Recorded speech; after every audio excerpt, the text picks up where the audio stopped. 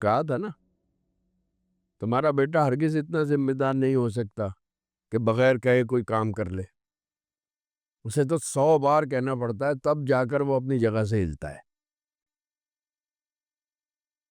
मुझे उसकी बातों पे जर्रा बराबर यकीन नहीं था, तो मैं खुद गया उसकी बातों की तस्दीक करने। वहां जाके मेरे शक की तस्दीक हो गई। तुम्हारे बेटे ने अपनी दूसरी बीवी को रखा हुआ है वहां।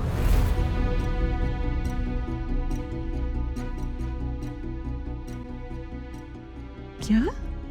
ये क्या कह रहे हैं आप? ठीक कह रहा हूं मैं, मिल के आ रहा हूं तुम्हारी बहू नंबर 2 से।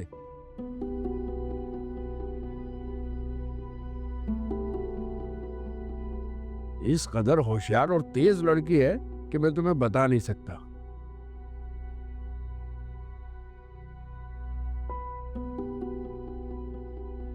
रजा जैसे पता नहीं कितने लड़कों को बेवकूफ बना के रखा होगा उसने। हमारी बदकिस्मती है कि रजा उसके चुंगल में फंस गया, वरना ऐसी लड़कियों के साथ घर नहीं बसाए जाते।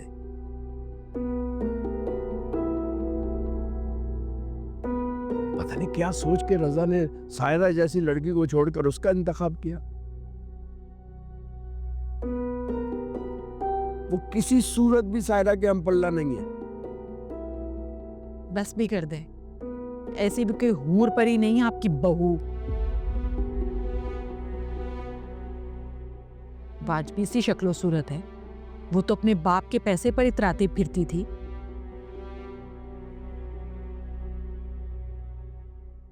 मैं तो कहती हूं कि अब जो हो गया सो हो गया, मिट्टी डालें आप इस मामले पर। इसके बारे में हम जितनी बात करेंगे उतनी हमारी बदनामी होगी। रजा अब शादी कर चुका है तो क्या कर सकते हैं? कर सकते हैं, बहुत कुछ कर सकते हैं, और मैं करके आया हूं। देखना कैसी अकल ठिकाने आती है उसकी। रजा के सर से आशिकी का भूत ना उतारा तो मेरा नाम नईम नहीं। क्या करेंगे आप उसके सर से आशिकी का भूत उतार के? सायरा तो इस घर में आने से रही, उसके माँ बाप को तो आप अच्छी तरह से जानते हैं ना। उनकी अकड़ को जिस कदर तंतने से वो उसे यहां से लेकर गए हैं ना, वो किसी सूरत उसे यहां वापस नहीं भेजेंगे।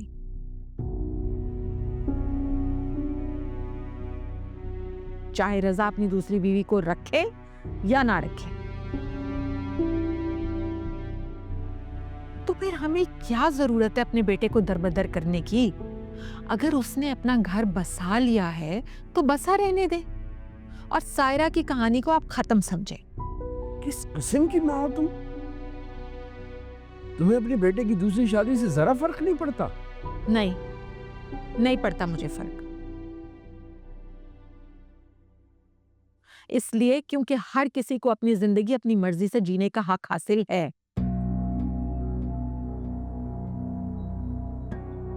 अब रजा सायरा के साथ खुश नहीं था, इसीलिए तो उसने ये कदम उठाया। फिर हमें क्या जरूरत पड़ी अपनी औलाद की खुशियां बर्बाद करने की? जरा ठंडे दिमाग से सोचें नईम साहब। अब रजा ने निकाह किया है, कोई गलत रास्ता तो इख्तियार नहीं किया ना। अब क्यों उसके जायज काम को उसके लिए सजा बनाने पे तुले में है? दिमाग खराब हो गया तुम्हारा। इतना कुछ होने के बावजूद भी तुम बेटे की तरफदारी कर रही हो।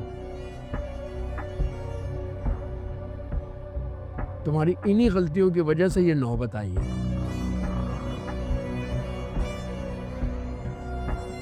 लेकिन मैं ये गलती नहीं करूंगा।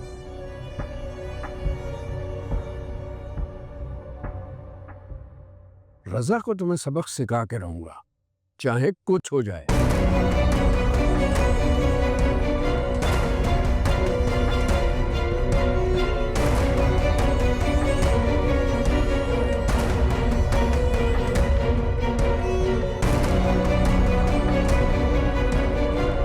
अगले दुखों कितनी दरार